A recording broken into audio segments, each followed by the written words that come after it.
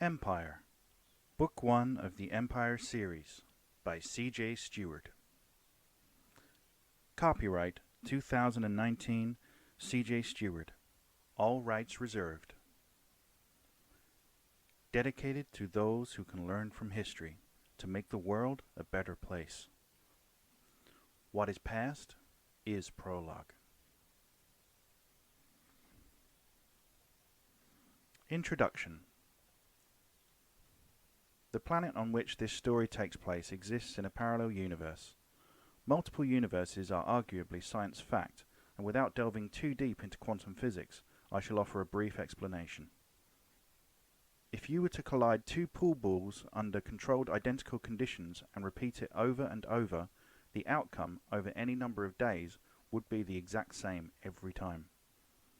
Due to the observed behavior of particles at the micro realm of existence, smaller than the atom, it has been determined that for each controlled particle collision under identical conditions, the same outcome may never be seen twice. For example, if you were to collide an electron with a proton under controlled conditions, it may bounce to the right today, but then if you repeat the collision under identical conditions the next day, it may bounce to the left.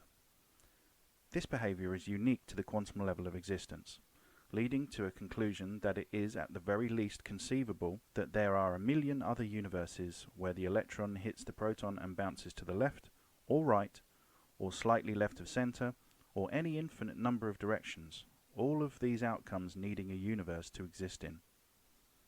It was with this knowledge that the planet Godsmore was born. The planet Godsmore is an Earth-type planet located in our galaxy, which through quantum entanglement is an Earth alternate, a very similar planet with similar people and events, but its own unique history. While our planet Earth was being formed, there was a specific quantity of matter which came together and formed to the size of the planet that we are now familiar with. The differences between Earth and Godsmore start here. Godsmore is over twice the size of Earth, and as with Earth, life began with a simple pool of protein. Things both changed and stayed the same from this point onwards. The numbers of alternate Earths in our multiverse are potentially infinite, leading us to the particular universe in which this story begins and ends. You will find many familiar things in Godsmore, both subtle and obvious. This familiarity can manifest itself in events as well as objects, even words, so look out for them. With this understanding firmly set into your mind, you are now free to experience this story. I hope you enjoyed Godsmore as much as I enjoyed creating it. C.J. Stewart. The clock struck midnight in the great square of the United Saran Empire. Nearby, a refuse truck collected its cargo, the crew working their tasks as they had yesterday and the day before that. A gentle wind blew along the streets as dogs barked in the distance, carried by the breeze flowing along the timeless causeways of the great capital.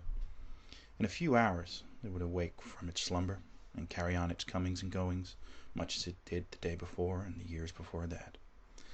However, if you go farther back than that, the story tells of a much darker time. A time when the inhabitants of this empire were almost unrecognizable compared to present day, when just waking up to a new dawn wasn't a certainty, and when its great central square and the surrounding sprawling cityscape looked completely different. The remaining elders often regale the younger generation with unbelievable tales of battles won and lost, but none of the youth can possibly understand, nor should they, because this great empire has not had a war since that time long passed into memory. They live now in an era of complete and lasting peace. It has been almost 80 years since the first and last shot was fired, and the last of the enemy were forever silenced. But the elders will tell you that when they stand in the great square, close their eyes and listen, they can still hear the echoes of a time past, the gunfire in the distance, the smell of the cordite from the munitions, the heat of warfare. The enemy were once that close to wiping out everything here. I know, because I can remember it as if it were yesterday. Memories like that never fade away. Ever. Early mornings like this one today remind me of the war and what we could have been and have become because of it. Some would say that the empire is perfect, but most have no idea of what lies beyond the edge of our frontiers in the other empires. There's only so much the average citizen knows about the outer territories these days.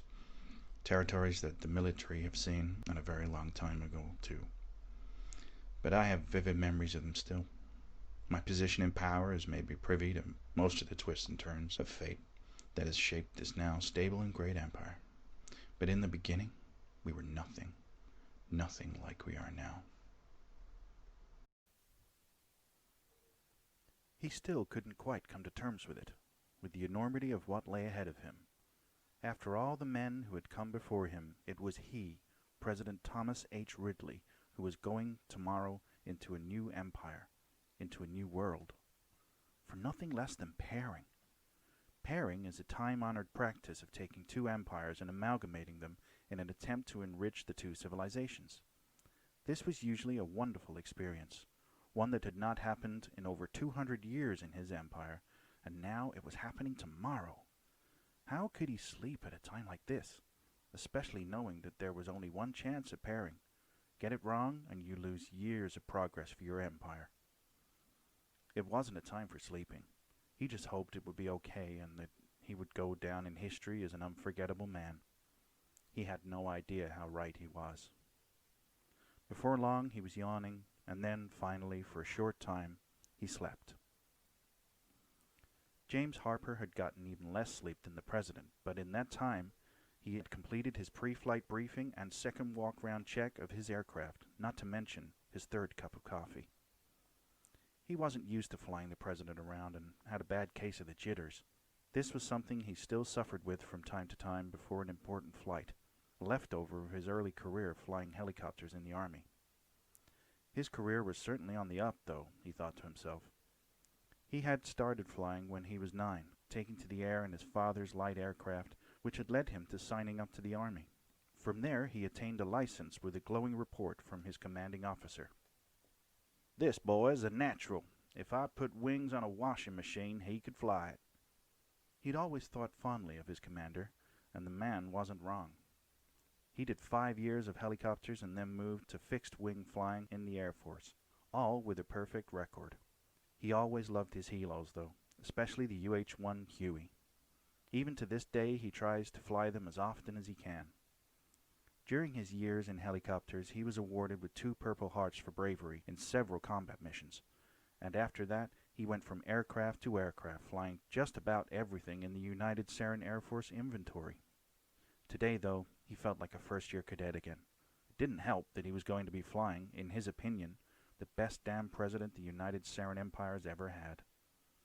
On top of that, he was flying Air Force One, the presidential transport, a Boeing 747 jumbo jet. It was not that he had never flown one. If he really wanted, he could barrel roll it.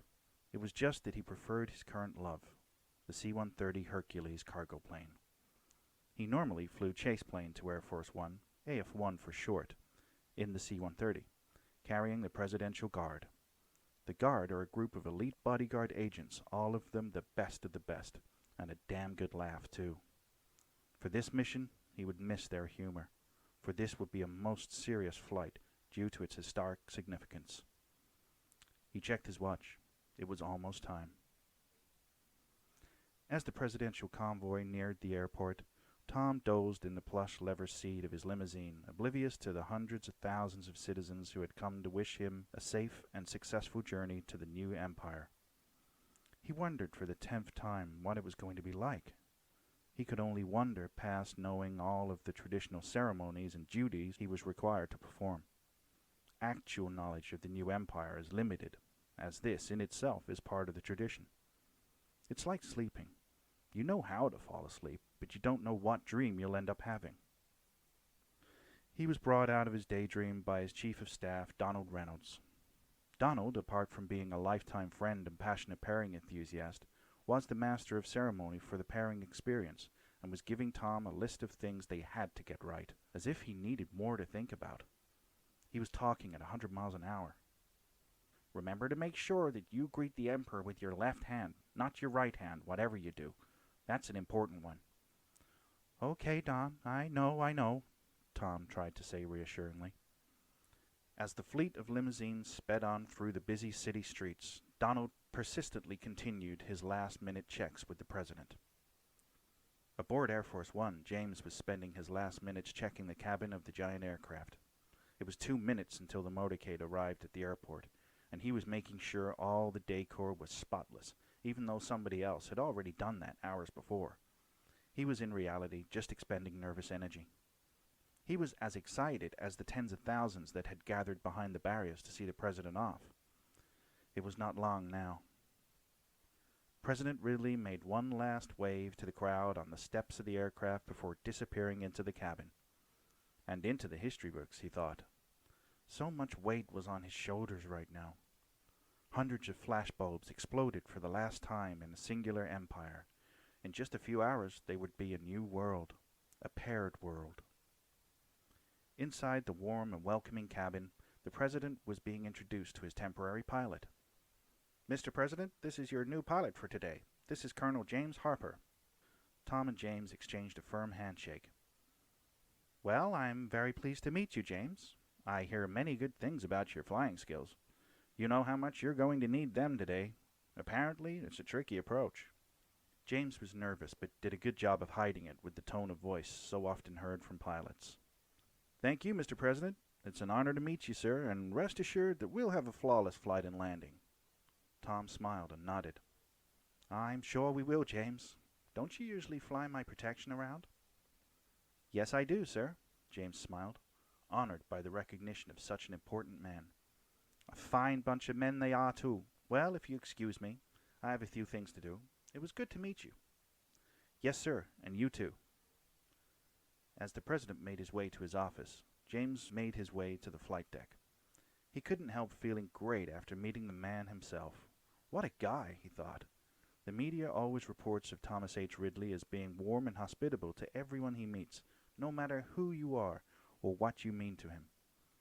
And now he knew firsthand. Personality goes a long way. After a perfect takeoff, James established a cruise and the mission was underway. There was no turning back now. Things would never be the same again.